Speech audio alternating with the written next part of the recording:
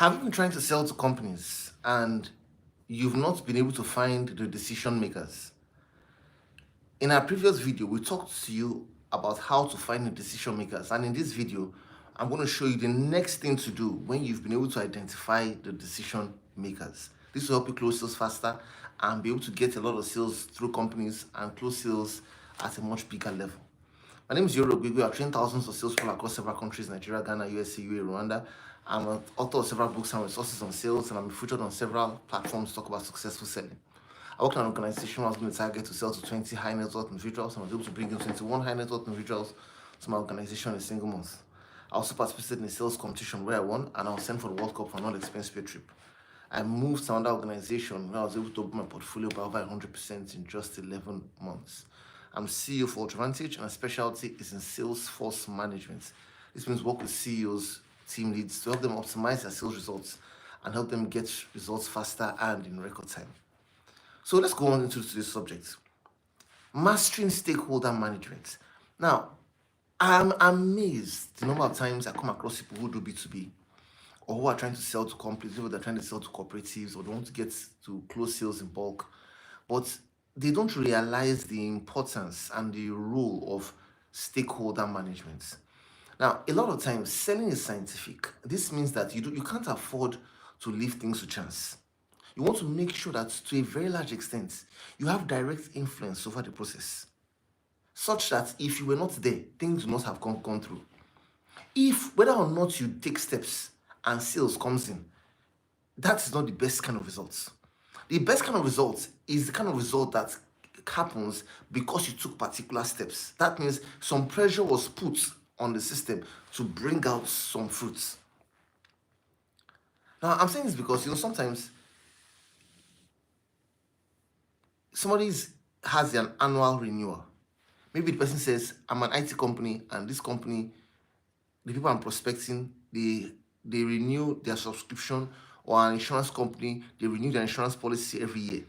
Now, the first rule of account management is things that happen yearly must be prepared for all through the year. Things that happen monthly must be prepared for all through the month. Things that happen weekly must be prepared for all through the week. This means if you make a mistake to assume that because we got a renewal last year, therefore this year we are going to get a renewal again. If you make that mistake, what would happen is that you could see a situation where you thought the business was in your court. All of a sudden, you meet this prospect, and the prospect says, or maybe just the way some prospects do, the person is your friend, but all of a sudden they're no longer picking your calls, and they start dodging your calls. You keep calling, they start dodging your calls, and all of a sudden, when the deed has been done, when they finally given the business to somebody else, they will now pick your call and they will tell you, oh, apologies, we've decided to move on with somebody else because of your rate, or because we're not satisfied with, or because we just felt let's try someone else.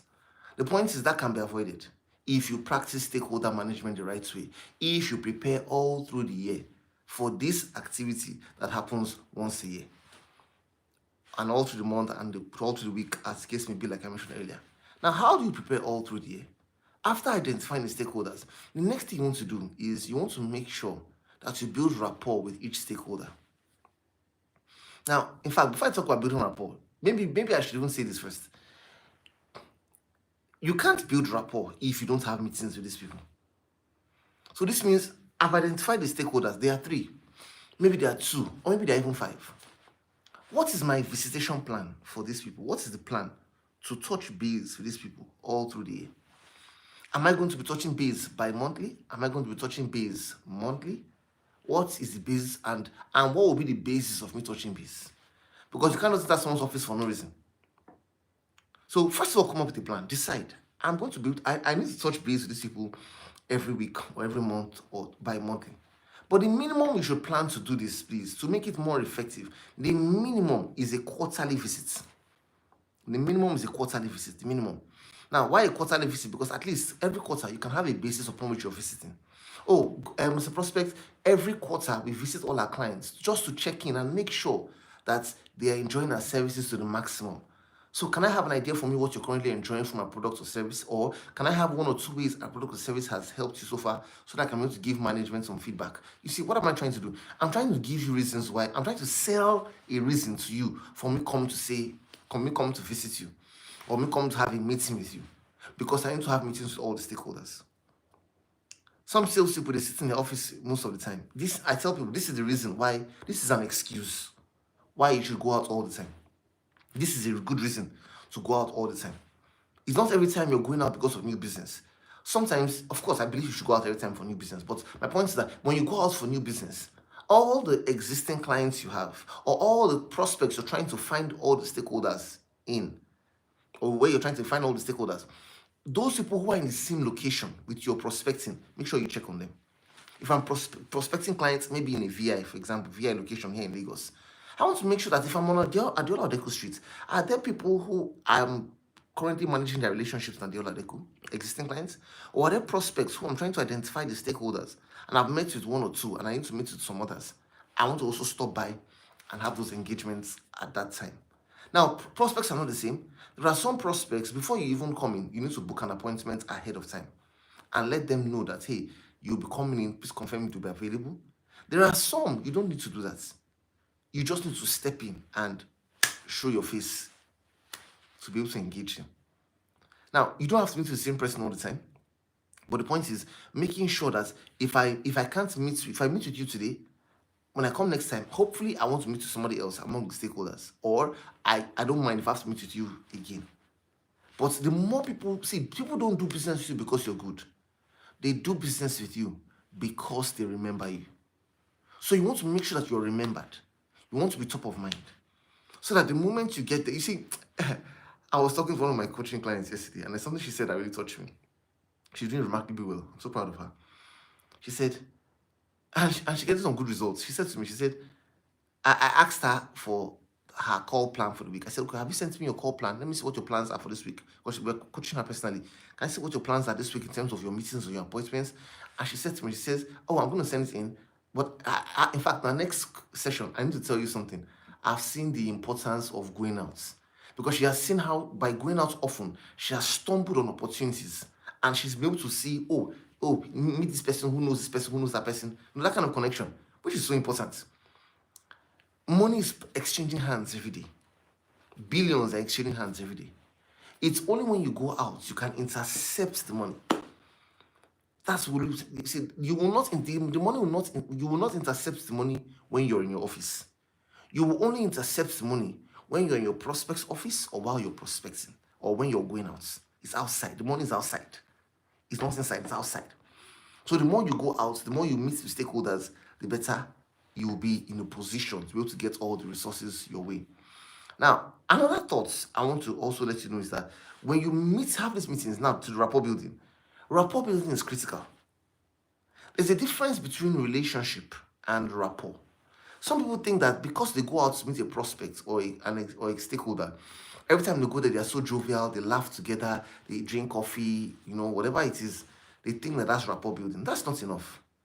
Rapport building must be based on facts, must be scientific. What I mean is this. Rapport simply means finding common ground. And you must find common ground either based on similar interests, similar beliefs, or similar backgrounds.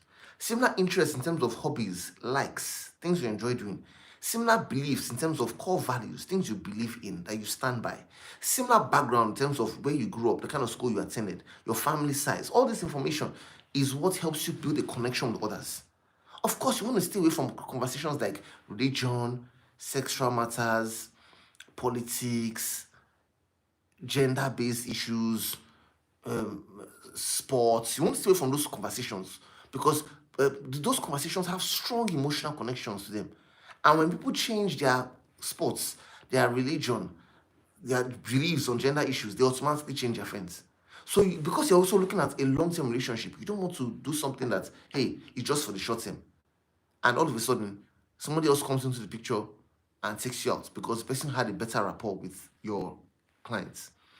Make sure you build rapport. Even if both of you have the same sports club and you both love the same club, just assume that that's not enough. And take it a step further. Go deeper into interests, beliefs, and backgrounds. Now, if you keep proper data, it will also go a long way, because with proper data, you'll be able to identify these are the companies I'm prospecting, these are the stakeholders in these companies, this is my basis of rapport with them, and these are those I've met and those who I'm yet to meet.